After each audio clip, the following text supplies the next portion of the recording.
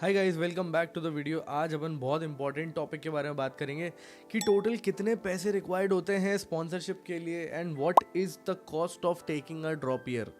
तो बहुत सारे बच्चे बोलते हैं सर एक ड्रॉप ईयर ले लेते हैं, क्या ही फ़र्क पड़ता है।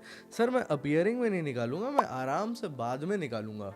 तो आज आपको एक टोटल कॉस्ट बताता हूँ, क्योंकि आप लोग को भी घर पे कन्विंस करने की ज़रूरत तो पड़ती होगी कि कितने पैसे चाहिए, कितने क्या चाहिए। तो मैंने सोचा एक प्रॉपर एक्सेल शीट बनाता हूँ एंड बच्चों को दिखाता हूँ कि क्या कॉस्टिंग लगती है, क्योंकि बडिंग के बच्चों को तो मैं बताता ही हूँ ये सब चीज़ें।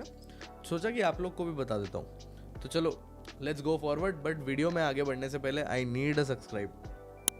बढ़ूंगा ही नहीं मैं आगे, फटाफट सब्सक्राइब करो।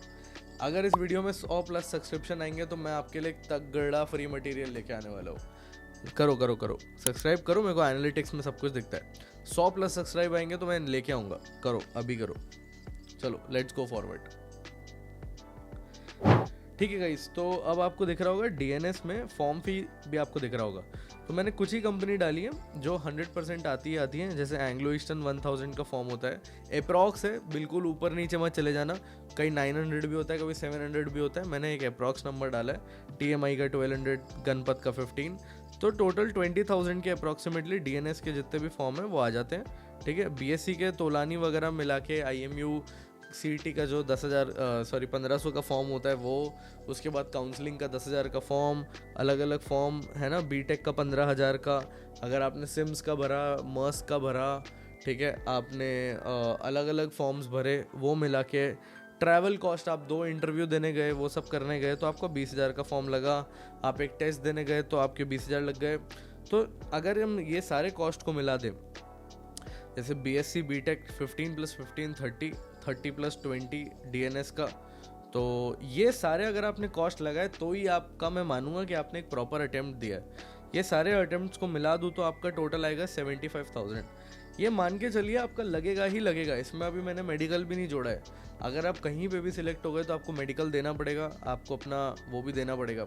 मर्चेंट नेवी के एस्पिरेंट हो एंड डाउट क्लियर करना चाहते हो 1-on-1, देखो ऑलरेडी एक गूगल मीट चल रही है, तुम्हारी भी मीट हो सकती है। एस्पिरेंट से लेके मेंटोर तक, नीचे कैलेंडली का लिंक दिया है, भर लो जाके फटाफट इसको। अब कॉस्ट क्या है ड्रॉप ईयर का, क्योंकि अभी इसमें एक और बहुत इंपॉर्टेंट है कोचिंग का फी। क्योंकि विदाउट कोचिंग का आपका, अगर आप कोचिंग लेते हो तो आपका एक चांसेस ऑफ सिलेक्शन डेफिनेटली एक इंक्रीज होता है। बडिंग मरीनर्स का अगर आप ऑनलाइन भी लेते हो तो आपका 75 to 71% सिलेक्शन रेट रहता है। फॉर्म भरो, पूरा गाइडेंस दूंगा कैसे क्यों रहता है। बिना बडिंग मरीनर्स के 1 to 1.5 रहता है।